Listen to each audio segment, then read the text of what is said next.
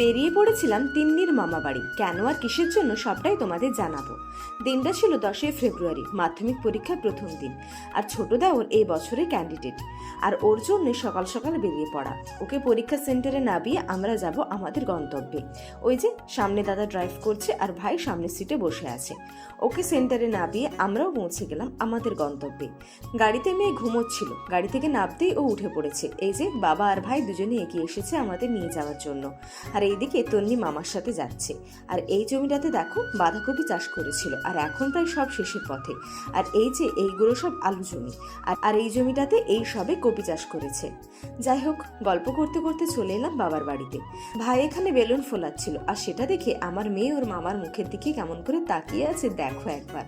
আর ও মনে মনে ভাবছে এটা আবার কি হচ্ছে। আর এইদিকে তিন্নি বেলুন খাওয়াতেই ব্যস্ত। শাড়ি চেঞ্জ করে ফ্রেশ হয়ে বেরিয়ে পড়লাম বাইরে একটু ঘুরতে। বেরিয়ে একটা সুন্দর ফুলের সাথে পরিচয় হলো। আর চারদিকটা দেখো একবার, গাছ গাছালাতেই ভর্তি। আর খুব নির্জন একটা জায়গা, গাড়ি ঘোড়ার কোনো আওয়াজ নেই, কিচ্ছু নেই। এলেই মনটা শান্ত হয়ে যায়। এই সজনে গাছটা দেখে মনে হচ্ছে না ওর ওপর পা ঝুলিয়ে বসে থাকি। ও হ্যাঁ, গল্প করতে করতে তো বলতে ভুলেই গেছি যে আমরা এখানে কেন এসেছি। আমরা এসেছিলাম মেয়েদের মামার বাড়িতে ভাত খাওয়ানোর জন্য।